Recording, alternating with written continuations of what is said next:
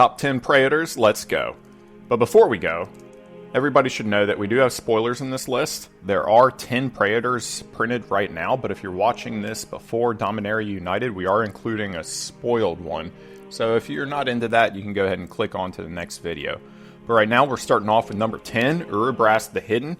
If you want your creatures to have haste, there's better ways to do this, so he starts off our list at number 10. Next we have Sanguine Praetor, who's not that great as an 8-drop, but he does have the ability to wipe certain CMCs, which is kind of useful. He comes from Guild Pack and is not associated with the other Praetors that we typically know, so he's one of the lesser known ones, but he made it onto the list as number 9. Now, Urabrask doesn't have bad cards. They're just not up to the power level of the other Praetors. And that kind of makes sense given his lore. He's the one that doesn't believe in full universe and multiverse completion. And that's also why he's a little bit of a fan favorite. He might even end up disrupting the Phyrexian plans further down the road, so we'll see what happens. Now we're at Jhin Taxius, the Progress Tyrant from Kamigawa. He's able to double artifacts, instants, and sorcery spells for yourself by copying them, and when an opponent does that, it counters them. So he's pretty powerful for a 7-drop. He's also done some pretty powerful things on the plane lore-wise, as he was able to get the reality chip and complete a first planeswalker. So he's going to be a powerhouse on the Phyrexian side going forward. And now we're in spoiler territory. Sheoldred, the Insidious Conqueror, was spoiled recently for Dominaria United, and we still have the fuzzy art here because it was a leak.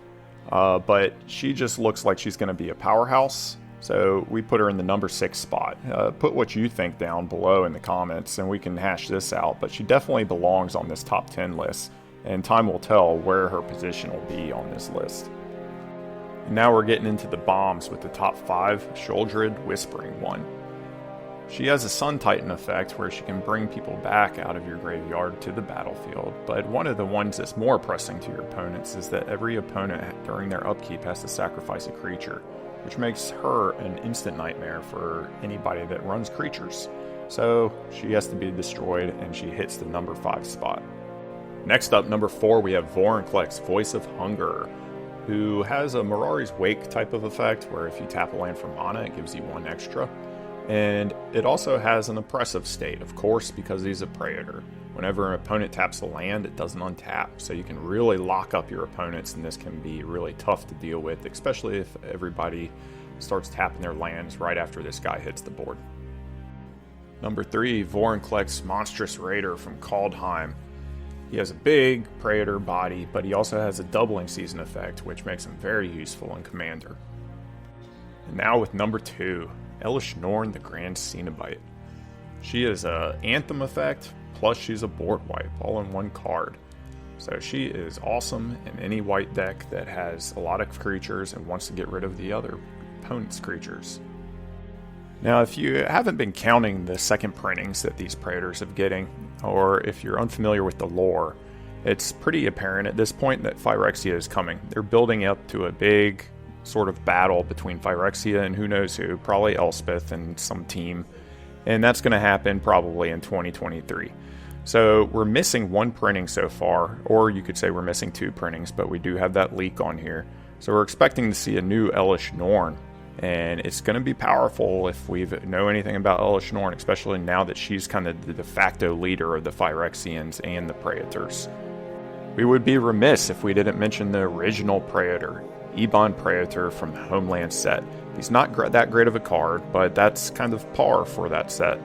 Homelands didn't have that many hits. Still, it's pretty cool that he was the first Praetor, and now we're going to get on to the best Praetor at the number 1 spot, Jhin Taxius Core Augur. You can flash him in on your opponents to make them discard their whole hand if they're not prepared for him, and then he'll draw you a ton of cards at the end of your turn too. So he is just a bomb. He costs 10 to get down, but he is the best Praetor and the most powerful. He's a great graveyard recursion target, and we love him.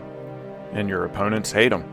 Thanks for tracking along for this top 10 Praetors. I'm Sean from Compleat Magic, and don't think about subscribing. We give away cards to all of our subscribers, so you probably don't want to get in on that.